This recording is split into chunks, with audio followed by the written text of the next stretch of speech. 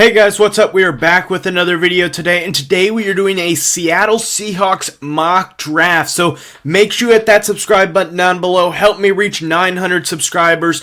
As I am recording, I am 13 away, so help me reach that goal by hitting that subscribe button down below. Like this video if you enjoy it. Comment your thoughts and opinions down below. I just want to hear what you guys have to say. I respond to every single one of them, so I just like to be able to have that interaction. If you want to dislike the video, that's fine. Just let me know down in the comment section down below.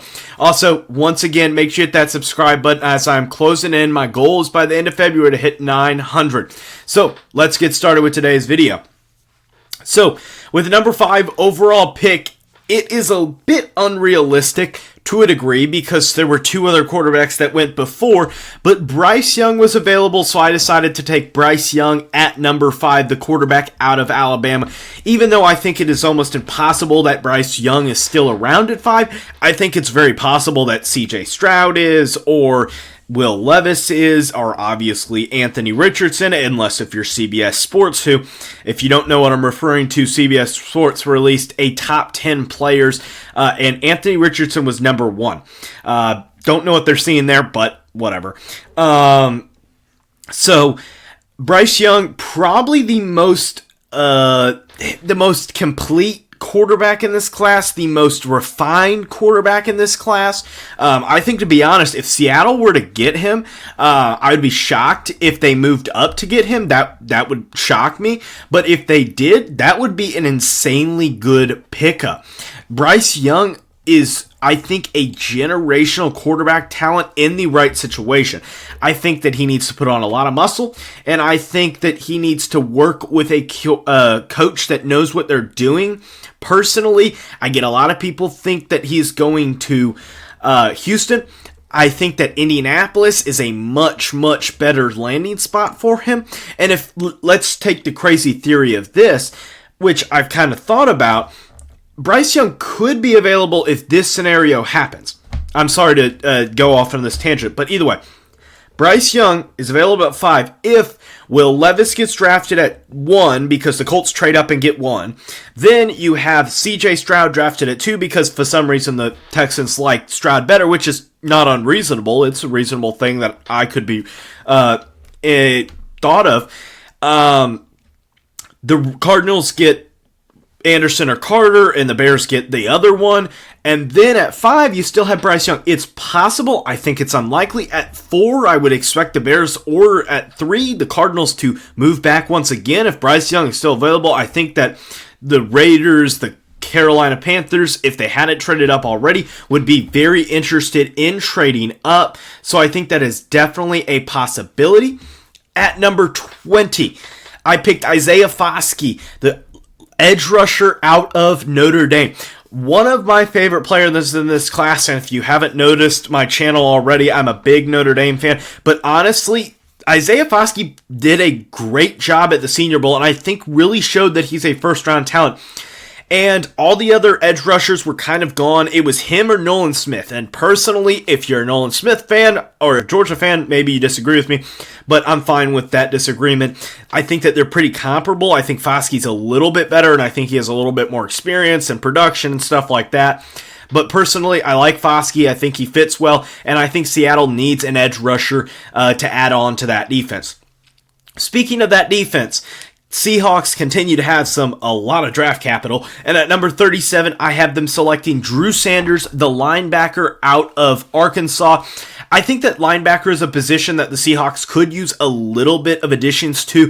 The linebacking core is a little bit weak. The safety, or the defensive back help is pretty good, but the front 7, I guess, needs a little bit of addition.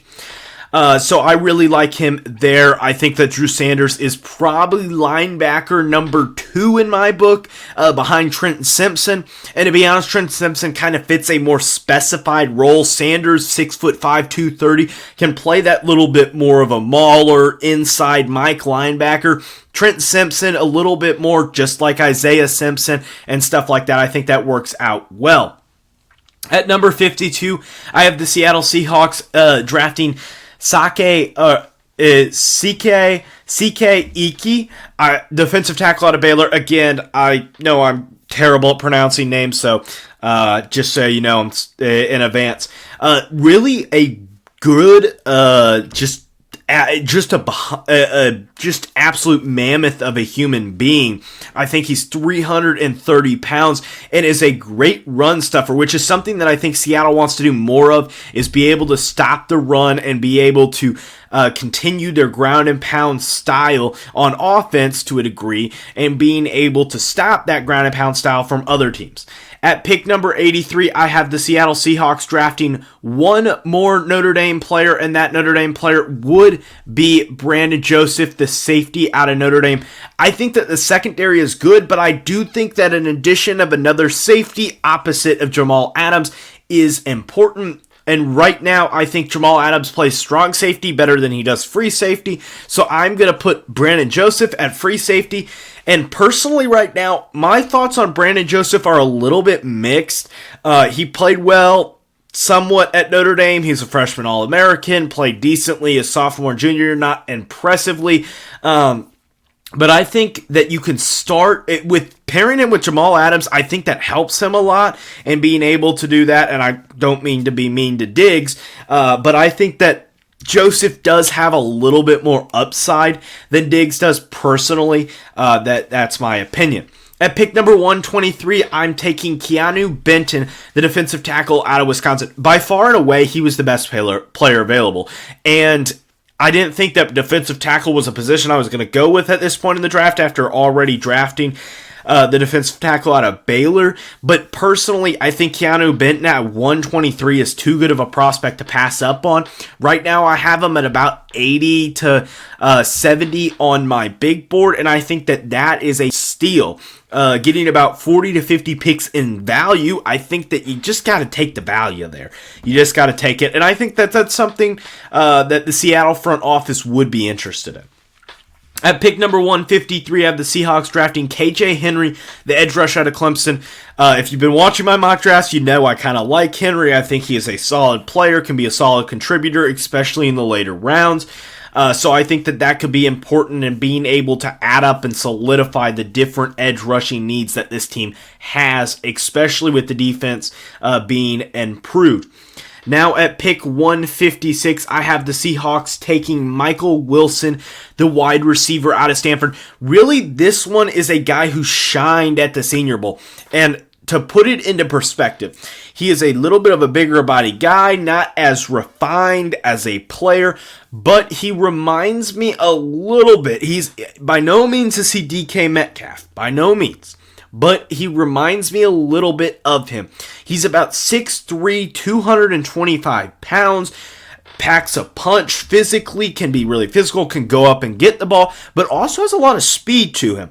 I think that is something that Seattle can play with and be able to use in order to continue their draft needs, I think. So, at pick number 198, I just put best player available. I didn't think that there was any other particular needs that had to be addressed, especially later on in the draft. And as soon as we get into kind of the 5th, 6th, 7th round, I think it's more best player available than what position you need most. Obviously, you're not going to draft a quarterback if you have a quarterback or so on and so forth. But in a position like this, I drafted Yaya Dabe, the edge rusher out of Louisville. He showed a lot of promise in being able to continue his rise of prominence in this draft class. Will obviously have the combine and be able to show off his talents, but did well at the Shrine Bowl as well. So I think that could be a big addition for them. So that's going to wrap up today's video. Make sure you hit the 2 videos down below. One is a playlist of all my mock drafts, so go ahead and watch any of those that you like. Hit the subscribe button up here, and that is going to wrap up today's video. So as always, have a great day. Bye, guys.